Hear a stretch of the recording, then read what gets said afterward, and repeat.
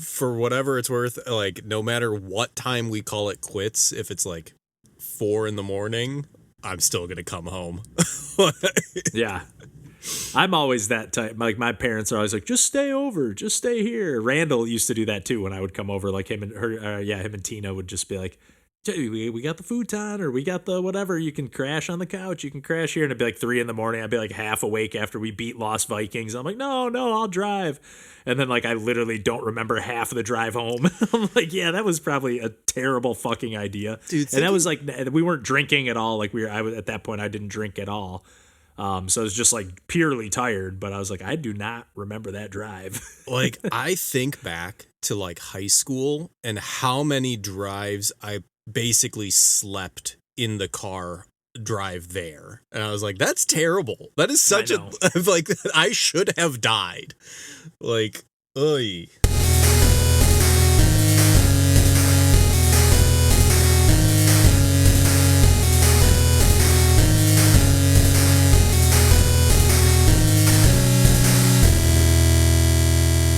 Hey, everybody. Welcome to Pursuing Pixels. My name's Kevin Portelli, and I'm here tonight with John Hines. Hey there. And it's just the two of us tonight. Randall's been super busy lately. I guess we've all been super busy lately, but it feels like it's been a little while since we've sat down to record an episode proper. But yeah, just the two of us tonight. We got a little bit of lag going on. We got John's cat Regis getting in on the action as well. So and we got all sorts of video game goodies to dive into here. Kind of a little bit different from at least from my usual gaming. I don't really have anything specific to dive into.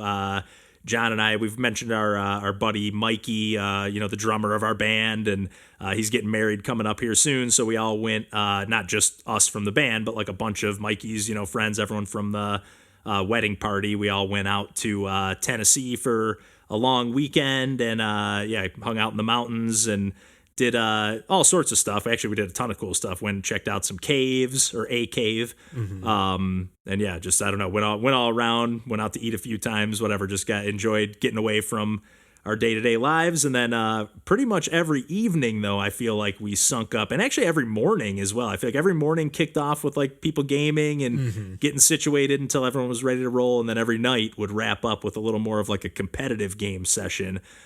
So before we get into like the more competitive stuff, I would say like the hit of the morning was definitely Snipperclips. It seemed like every morning there was somebody playing that or somebody arguing about yes. Yeah, exactly, what to do next. I actually didn't play at all the whole time we were there, but I had played a little bit of this back in the day with Mikey. He was a big fan of it. Like, it was one of the games that came out, maybe a launch title on the Switch. I can't remember.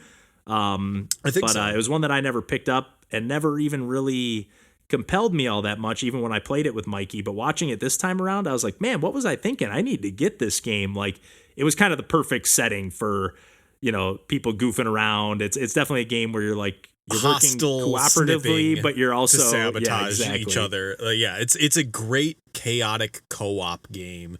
And that's a perfect way I think that's part of the reason why Mikey booted it up, like with all of us there were certain people who, had never played the game before, whereas Mikey and I knew it. And I was amazed at Mikey's restraint, especially since I know from previous times playing with him that it gets very friendly fire early on in that game of just like, you have the ability to snip shapes into your person that you're playing along with, but sometimes that is not always the solution, and there's a lot of disappearing once you've had a critical mass of your own body snipped away by another player. But the puzzles are so inventive and so varied, but like also apparently so specific and exact. Like we spent so long on one where it was like trying to get paint that was bubbling out of an area contained in a single area, and like it was just a nebulous bar graph that we had to fill up of like, you have to make sure all the paint's in the correct zone, and it took us so much longer than we ever anticipated it being. Yeah, like best that you can see, it's like the meter's just not all the way full, but like the entire area looks to be filled. like they give you a little bit of leeway on some of the things, like in other levels you're just trying to make like a perfect shape, by overlapping the two different characters or however many different characters you have. You can play up to 4 players. But again, yeah, it's like they give you some leeway, but it's barely any. Yeah. You have to pretty much get that thing, darn near perfect, which is can be frustrating, but I think in the setting of having like 10 to 12 people passing a controller around, it's like perfect. Like you said, chaotic co-op, or however you worded that, I thought was perfect because, yeah, I think that was the perfect setting because like I was just the one time I played it with Mikey, and maybe there were some other people there too. I don't remember, but like I remember we were just like seriously trying to beat the levels, and it just was like, this is like fun, but it's it's cute and charming, but it wasn't really like taking it to the next level where I think everybody like saying no, just do this, and like screaming at each other from the sidelines with the peanut gallery. Like it was kind of new perfect. Super Mario Bros. Wii, where you're throwing characters off of ledges and trying to like you're walking over to a person and snipping just the right amount out of them so that the thing fails, like. And then you both start snipping each other until one of you disappears. It's such an inventive mechanic that they like made a lot of really good puzzles out of. Yeah, like it's a pretty simple game. Like, and I say simple, but it's definitely a game where like if you're handing a controller to someone who's never played a game before, it's not that kind of simple. It's definitely like it takes a little. You got to know how to use the shoulder buttons and rotate. You're but rotating the characters. But I think it is a game I played with Lauren. I'm pretty sure that was one of the few games that like we've done co-op. Just because it's silly enough that like it's fun to, because I do think Lauren also, as soon as she found out that she could snip me, she's like, oh, then this is what this game has become. And it's one of those games where like they make the failure fun too sometimes. Absolutely. Like you're like the flubs are almost sometimes more fun than just seeing like the wacky shenanigans you can get into. Yes, having a group of people scream at each other as they're failing a puzzle is half the game. Yeah, or watching Ryan trying to control 2 characters at once, and like I can't remember who said, I think it was Carl, that was just like, I can't tell if you're like trying to win or if you're like trying to just troll everybody. Like I can't tell. And it was like, I think a little bit of both. Yeah, there is. Yeah, especially once you get to like 90% complete on a thing, the temptation is just so strong to just be like, I could fuck this all up right now.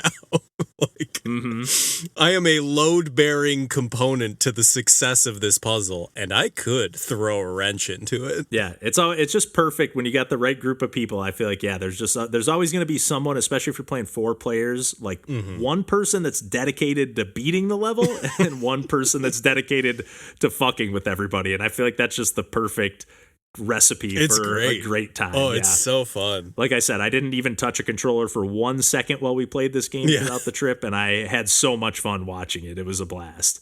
Yeah. And then to get into some of the competitive stuff, before we get into like the main meat of what we played, we did also fire up a little bit of Killer Queen Black, which unfortunately is a game that you can't get anymore, to the best of my knowledge. That's insane. Like on any service, like the servers are down, and then they made the decision at that point to just say, okay, well, we're not going to sell the game anymore because we don't have the servers to support it. To me, I would have loved, because I think the game was like $15, if I recall correctly. Just make it maybe free. Even 20, or make it free, or make it like a $5 game, but now it's local only co-op. Just clearly label it that like, hey, or not co-op, it's a competitive co-op. It's like a team-based game. You can play up to 8 players.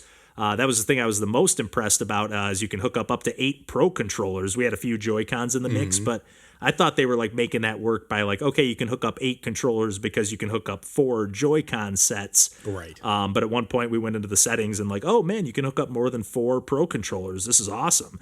It's such a good game, and like it's so well balanced from the arcade version. Like it's such a shame that like you can't just I don't know, locally host your own server or whatever. Yeah. Your only way to play it now is to go to an arcade, one of like a handful of them in the country/world that has an actual, arcade cabinet. Yeah. There might be more than a handful, but I know there's not many. And the only difference really between them, I'm sure there's more than just this, but the main is like the arcade cabinet. You can play it's two arcade cabinets facing, head to head, almost like Battleship style, where like you can't see you can obviously see everything that's happening on the screen, but like you can essentially, the cool thing about it is like you can talk to the people on your side of the arcade cabinet, on your team, and the other team theoretically can't really hear you over the rest of the noise of the arcade, and you can kind of strategize and stuff. And they're essentially doing the same thing on the Switch version, except it's 4-on-4 instead of 5-on-5 max.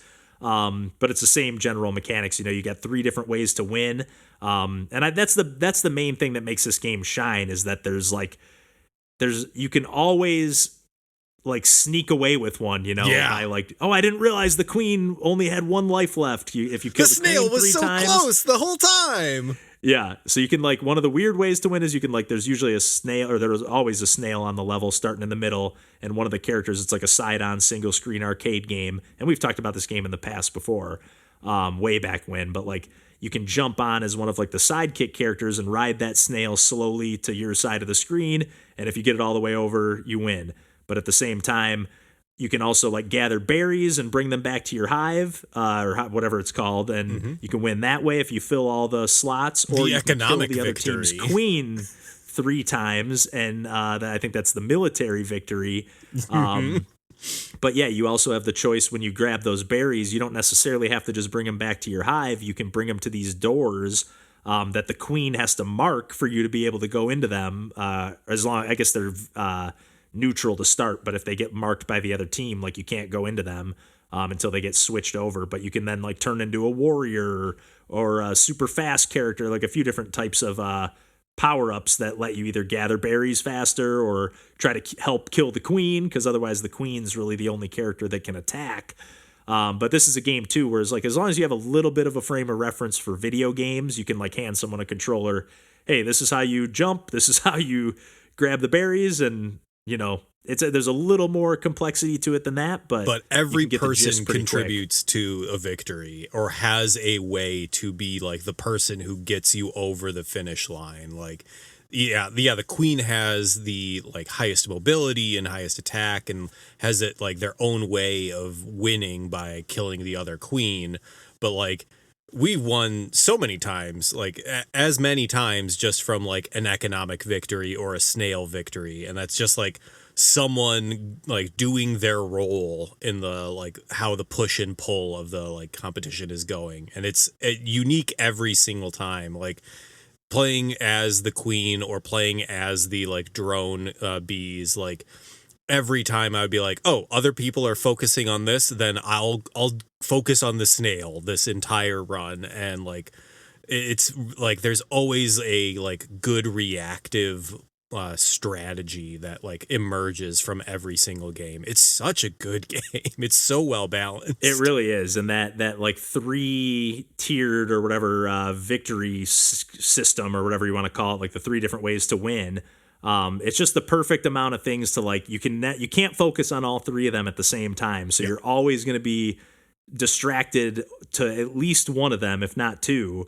And all the people, there's just always a way to lurk in the shadows simultaneously. It's great because every person has their own I don't know how they approach games. So if you're focused on how the other queen is playing, or that one of the other people always will focus on the economic victory, there's so many more people because you're playing with we played with 7 and 8 depending on how many people were playing, but just having the crosstalk of everybody yelling at each other. It's great. Yeah, it was an absolute blast for sure.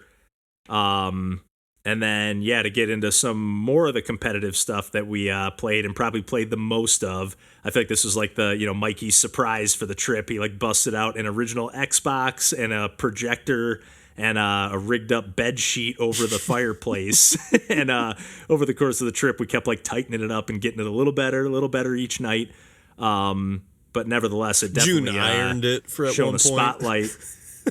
Yeah, exactly. And it definitely shined a light on how not good 480p resolution looks. Yeah, when you switch from the Switch over to the original Xbox, there's definitely a decline in the output of that. Yeah, and then on top of that, you're playing like a 3D first-person shooter. So yeah, we were playing some Halo 2 multiplayer, just split screen, 4-player, pretty much at all. I don't think we ever had less than 4. I think we were just kind of rotating through various sets of teams. We even got a tournament going at one point. There were some championship one-on-ones, but other than that, it was all 4-player. Yeah, I forgot about those one-on-one rounds that we got to at some point. But I'm somebody, I don't know where you're coming from on the Halo background, John, but like I played a decent amount of Halo 2 with my brother growing up on the original Xbox. Probably played some of the original Halo as well, like played some of the co-op campaign here and there. Mostly played though multiplayer.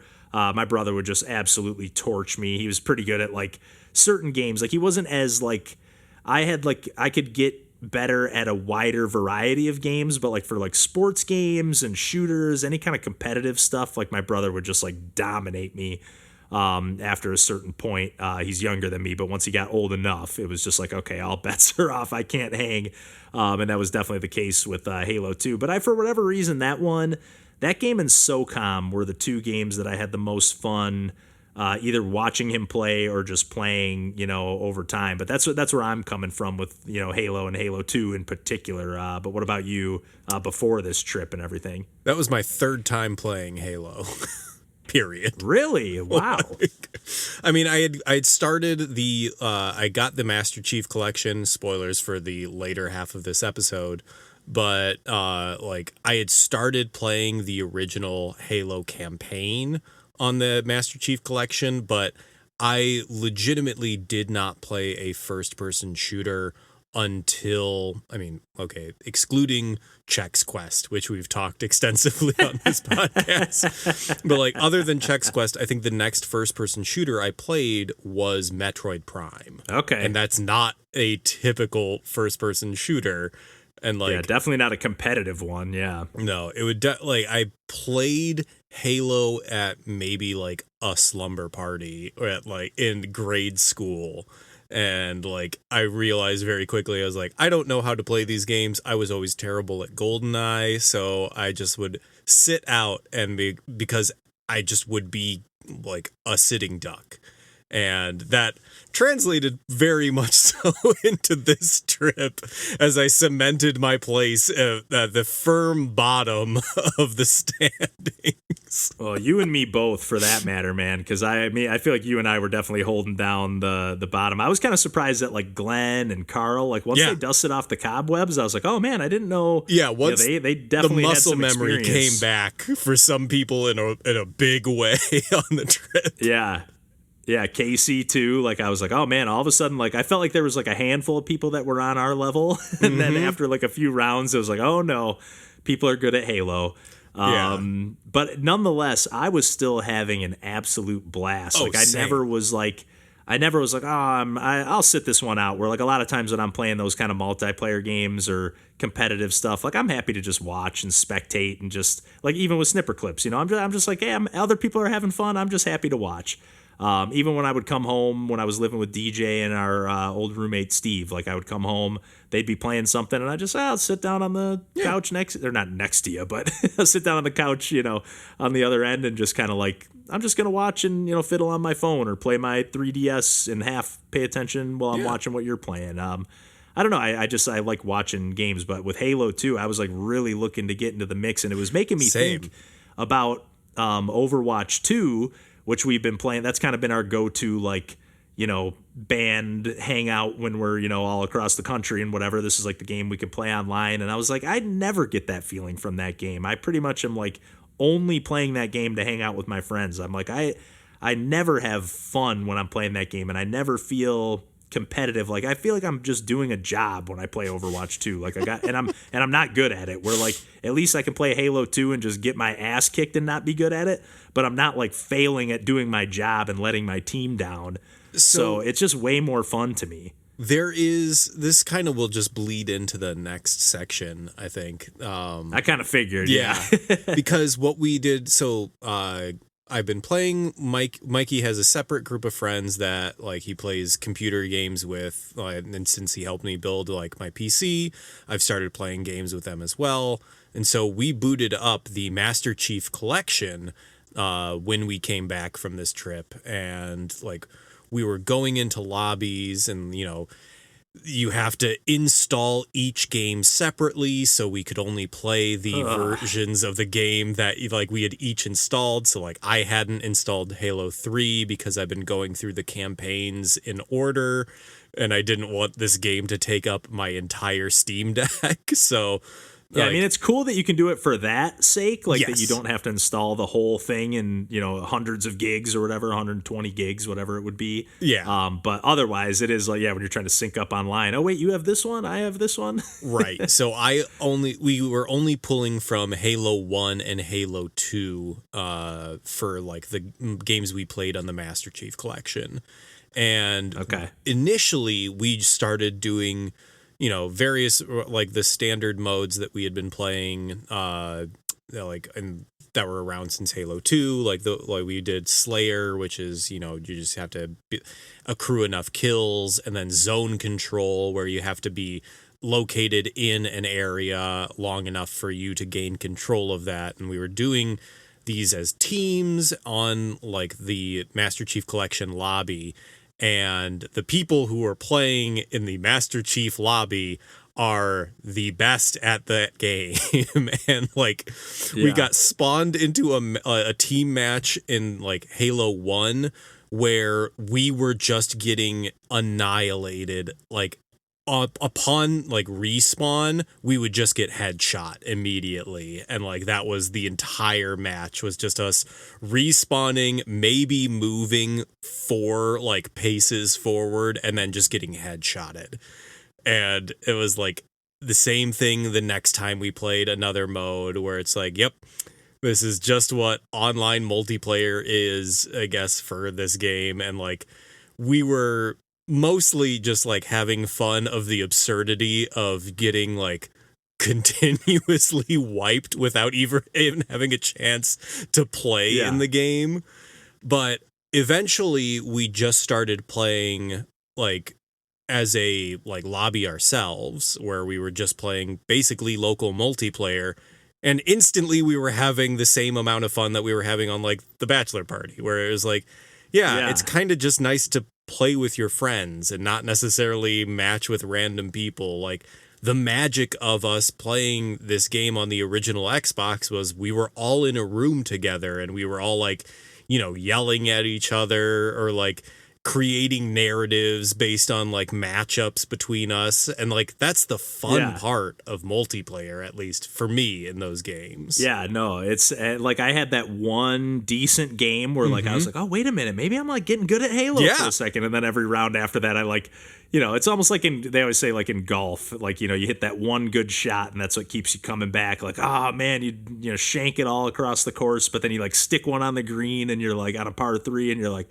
okay, that felt good, I'm gonna keep coming back even though you're terrible at it. And I really loved there were just so many of those moments. I really loved too, because we did like I can't remember exactly how we did this, but I think it was based on like when we were playing just the single, like all purely like everyone for themselves, competitive modes. We did kind of like a round robin tournament sort of thing, and then the next day we somehow used those stats to like group us together by like rankings, or it was total kills, seeding everybody. And like by seeding everybody, we teamed everybody up by like the 1 seed with the 8 seed and all the way to down the line, and it ended up being perfect. I remember like I remember feeling good with that, like because like again there were people on like John and I's level, and then there were people that were way above that, so and that, by the way, you saying that you were getting mopped online is definitely saying something, because like Mikey, and I'm assuming most of his friends that were playing, are like very good at first-person shooters.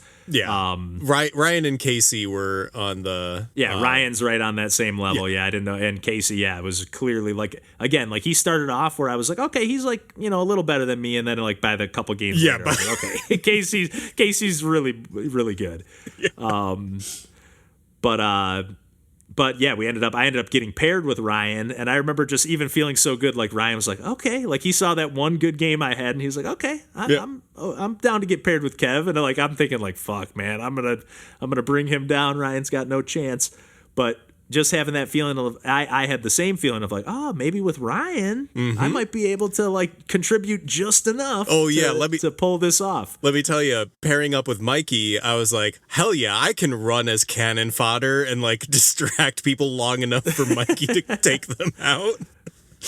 Yeah, I can play in my unorthodox style that anybody else who like actually plays this game is like, what the hell are you doing?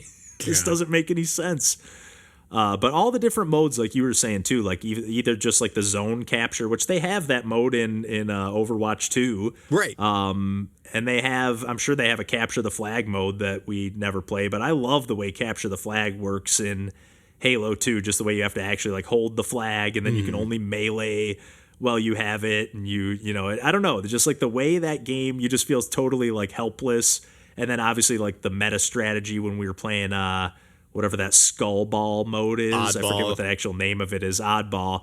Of like, I at first I was like, why the hell is everyone like throwing the ball off the map and you know, like chucking it and like letting go? But it's like obviously so they can shoot people, or so the other team doesn't get it because they know they're about to die. Yep. And so the skull has to respawn somewhere else. It's just, I don't know, like seeing some of those meta layers where at first I'm like, what the hell are these guys, like this game is just nuts, and then being like, oh no, these guys are just that good at the game that they're thinking levels they beyond have advanced strategies. Exactly. I'm just trying to stay alive for more than 20 seconds. Same. Yeah, but I don't know what it is too about those games for me. It just feels so good to snipe.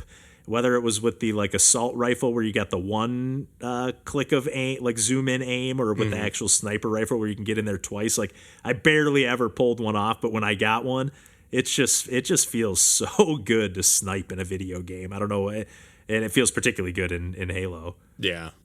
But I was going to talk a little bit about the Master Chief Collection itself. Because, like, I've been playing, and I did beat the original Halo campaign, and then I started 2.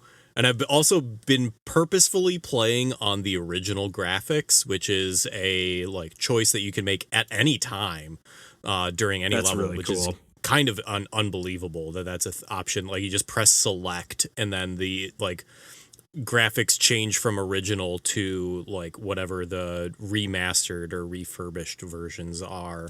So I've been playing them in the original format because I think that's interesting, and like I really also kind of prefer that level of like very like bare bones textures and polygons. Like I think it's cool to see as like a piece of history, and especially like for something that was so seminal work of like the original. Yeah, like this Halo. was cutting edge at a point in time, you know. It's absolutely, cool to see, like, which is now so fun to see in its original content.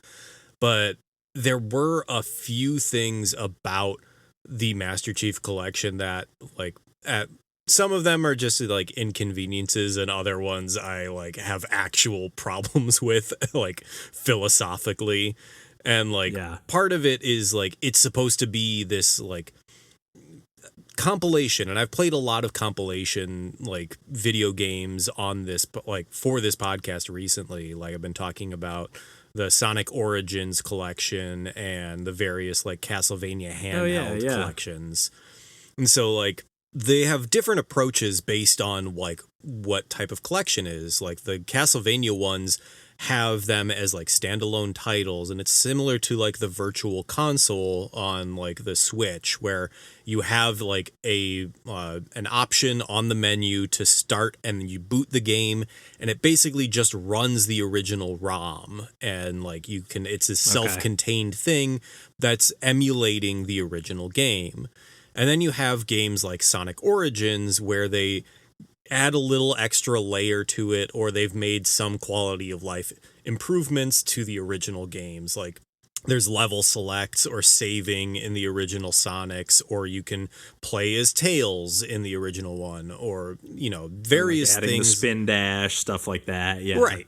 So they're not like perfect recreations of the original hardware or like the original games themselves, but they're pretty much as like close to it as you can get. Like it still boots it up as if you're, playing the games, and like it ends like it's a front to big like finish like the game, just like a little spruced up. Yeah, and like then, it almost feels like what they wish they could have made. Yes. If looking in hindsight, like everything that they wish they could have just fixed, they just did. Yeah. So like those are two different approaches you have to like, these compilation games, the idea of like, here's the game as is and you play it, or here's the game with like a little bit added to it. And then you have the Master Chief Collection, which is Halo Combat Evolved, which I don't know the specifics of all the Halo titles, but it's basically Halo 1, 2, 3, 4, Reach, and something else. I don't know. ODST. ODST. Probably. Yep. You got it. And like, yeah. they have multiplayer, which is just one lobby, and then you can, select which ones of those games you have or want to like search for other lobbies to enter into.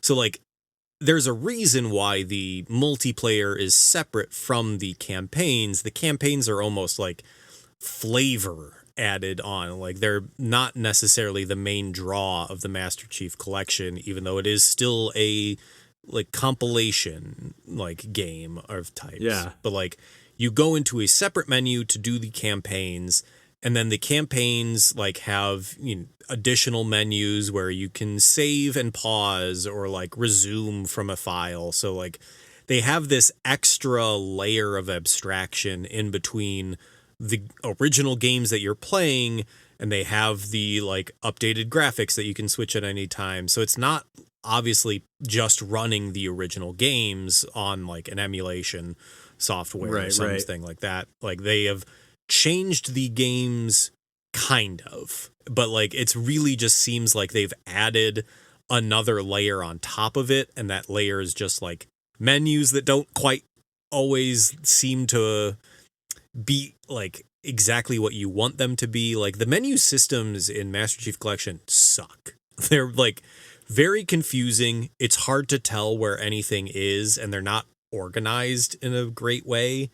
And like I feel like a lot of modern like games do that. Like even when I boot up like Rocket League, and you're like you're just toggling through all these like menus at the top, or I think a lot of times when I jump into like a mall, the Hitman was like that too. Like the newer Hitman games, like I'm like, what are all these options? Like just let me pick a level, or let me pick like one thing and move on. It's too much to like I don't want to have all these options when I'm like selecting the first level of the game. Yeah. It just gets to be like, or I'm diving in for the first time. It's like when you get like a game that has all the DLC included, like a Game of the Year edition or something, and you like boot it up for the first time, and it's like, you unlock this and this and this, and it just keeps popping. I'm like, I don't even know what that is. Yeah, I also don't like that, which is why I'm hesitant to get like those deluxe editions to begin with, because I'm like, I don't know. Yeah. I don't know if I want that. Like I have no idea. I'm probably never even going to beat the base game. Yeah. Yeah. But the thing that really rubbed me the wrong way was when I beat the Halo 1 campaign, and like I got to the final mission, beat it, and then it just immediately loaded me back to the like Halo Master Chief Collection like menu screen. And like the deliberate choice to cut out the credits of the game, which is a metric we use a lot on this podcast, to like, oh yeah, I beat a game because I saw credits. Yeah. Like using that as a marker, be like, yes, I completed the game. That's what like, that's when you see the credits, is at the end of a game. And like, I don't know, like in addition to the fact that like you just can't see who made the original Halo, or like any of them, I'm assuming. And they have a specific section on the Master Chief Collection called credits. And I was like, oh, this will probably just have all the credits for all of the games, because like just pick which game you want to see. Yeah. Right.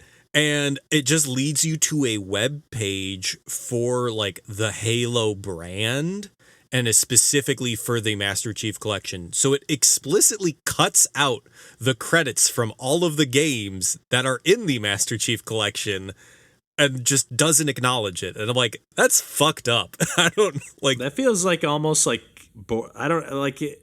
I have no idea what the laws are. That feels like illegal, right? Almost to me. You know what I mean? Like we're gonna like they own the IP, movie, so they can do whatever they want. But I'm like, that sucks. It must be something to do with that. Yeah, that really sucks. Yeah, especially because like those games have like the campaigns, like not to oversell them or anything, but I mean they were like pretty, not ahead of their time, but they were like definitely pushing the limits of, I feel like those games just had like a cinematic quality to them. Like to see the credits roll, like that's like part of the, like you were saying, not just to like signify that you beat the game, but it's like just part of the experience. I love like the feeling of like I beat the game and now I can just set the controller down while I like watch this last little bit roll out, and just like enjoy my accomplishment for a second. It was just such a bummer that like I got blindsided by at the end of it, like because it did like kind of take that feeling of accomplishment away, where it's like, oh, I guess I just start Halo 2 now. Like it doesn't give you that time to sit with it and feel satisfied. Yeah. Oh, I got my Steam achievement, time to move on to the next game. It's like that's definitely a bit of a bummer. Yeah. But more than a bit of a bummer to strip the credits, but like beyond that, it just kind of I don't know. I don't know if it's just to save space, but not really. It just seems like it. Yeah, it seems just a weird, petty and deliberate choice, which is weird. But the other game that I've been playing around the same time for kind of the same reason was I decided to boot back up Splatoon 3. Specifically the DLC single player mode that was kind of a roguelike progression of it. And I started playing a lot of it. I had gotten somewhat far into it, and I think I talked a little bit about it on the podcast, but it was mostly just first impressions. And especially now that I've just been playing a lot of FPSs obsessively and like looking very specifically into like their game design or level design, and the idea of I had a good mental image of it, and I think it was something along the lines of like it's like making Mario levels out of first person shooters, where each room or level on, I think they're floors because you're technically taking an elevator for the Splatoon mode, but each floor is just a single room with a single objective. And each of these objectives is, you pick, it's the traditional roguelike formula. You have 3 options. They each have different rewards. You weigh the risk of the difficulty of the room with the reward that you want to build for your current loadout. And then you go from there. But each individual room is such a incredibly well-crafted FPS puzzle. Like they all kind of do different things and push the idea of like it's very similar to what the other campaigns were, like the single player campaigns in Splatoon 1, 2, and 3. Like the mainline 1 and 3 also was pretty good, of like just good level design where they would have, it's like, all right, we have these mobility mechanics that are in Splatoon, so and then you have to cover things with paint, so they're using every bit of the like explicit Splatoon take on the FPS formula. But this one was really just, here's one room, one objective, do that. And those rooms are really good. Like they are really well designed single rooms, and especially because they're supposed to be a roguelike that you are playing repeatedly over and over again. They're not too complicated, or if they are taking too long, it's probably because you're very close to death or like haven't done a loadout that is a good mix with this specific room. So like it's by all means like a really well-made roguelike and a really well-made like first-person shooter like campaign for the like specific mechanics that are like unique to Splatoon 3. And I don't know, I was very It's not actually impressed. in first person, is it? Is it actually in first person? No, it's or third is it person. over the shoulder? Yeah, I guess it is in third person. Yeah, you're right. I was for a second. I was like, did they like add like a whole new camera for this? No, you're mode? totally right. It's the but like I don't know. It's got that like first person shooter like competitive DNA and yes, and, just baked into like the core conceit of the gameplay. Especially like that team based. Kind of competitive that we were talking about, obviously with the Splatoon twist, but it's definitely got that like competitive FPS DNA in there for sure. Yeah. But I don't know. I was just very impressed with it, especially like coming off of playing a ton of shooters recently. Because like I don't think I appreciated what it was doing maybe initially on the podcast, but now with like way more experience, I can see it as like the unique thing that it's doing compared to all the other games. And it's a bummer that like I don't know, I don't feel like most people are ever going to play it because it's like a full priced DLC for a like specific like entry in a competitive series. Like I wish that this was like another game that someone could play without having to spend like $100 on a base game and DLC. Like it also kind of sucks how difficult it is to play some of these things that Nintendo releases. Yeah, because I will say, even though I did go back and play some of the Splatoon 2 single player not too long ago, it's been like maybe even a year ago now at this point. But like I played it for a second, I was like, yeah, I don't know, this isn't really for me. But like whenever I see the trailers, like I remember when they did that like Octo whatever expansion on the second one. Yep. Like I was like, man, this looks awesome. Like I kind of wanted to buy it, but then I was like, man, I bought this game for $60, like you said, and I barely played it at all. Yeah. And I was like, I'm not about to drop another 20 or 30 on a DLC and then barely play that at all, So it's just like, even if I end up liking it, I was like I don't want to be $90 in the hole for a little like side quest thing that I played on the game, Yeah, like both Halo Master Chief Collection and Splatoon 3 had me being very mad at games that I enjoyed a lot just for completely different reasons. Yeah. And how long, I know you said they're like not too long, but like for the Splatoon rooms, like how long does one of them typically take to clear? Like 30 seconds or a minute or? Depends. I think the early runs also take just a long time because it's the permanent upgrade where, you get upgrades that you can have more reserve tanks, have more lives or whatever, and like do more damage. Like you start off kind of weak. Yeah. Which also is a little irritating, but they put there's a lot of rooms and they want you to play, and they have different unique bosses as well. So all that to say, I think I've been getting a lot of them in sub-minute times now. But like I've unlocked a bunch of different weapons, and each weapon has like 3 keys that you can unlock, and I've only ever unlocked 2 keys for any of the given weapons, and some I haven't beaten any at all. So it's good, and also encouraging you to try new weapons and new skill sets that you didn't have or loadouts. So overall, just a really well-designed game. Nice. I'm glad that you just went back to that one in general, but glad that it's hitting a little better than it did before. I definitely love that feeling when like a game, because like just a little bit better than you like initially thought it was. Like it's almost like when you go into like see a movie or a game or anything with like kind of low expectations, and then it's like, oh, that like wasn't great, but it was so much better than I thought it was going to be. It like ends up sticking with you as being better than it probably was, even. Absolutely. Yeah. But who knows? Maybe one day I'll scoop up Splatoon 3, but probably not. Those Squid Sisters are enough to just like every time I even feel compelled to play the game, I'm like, I got to sit through 5 minutes of this just to get into the action. So you can have it go on in the background now. That's true. What I should do is whenever I feel like playing it, just like boot it up, go grab a brewski or something while it's getting started. No, I think they literally added ZL as the broadcast will continue, but you'll be able to move around in the menu. Or like they're like, oh, nice. This is a specific complaint. Nice. Heck yeah. Oh man. But I don't know. Anything else we want to gab about before we wrap things up here tonight, John? No, sir. Good deal. Yeah. Same here. I'm glad we kind of, at least for me, kind of stepped out of my comfort zone with the stuff that I usually play on the trip. Although I did plenty of, game is Killer Queen is definitely not outside of my comfort zone or anything like that. But yeah, it was just fun to get some first person shooting in and not be totally terrible at it for a change.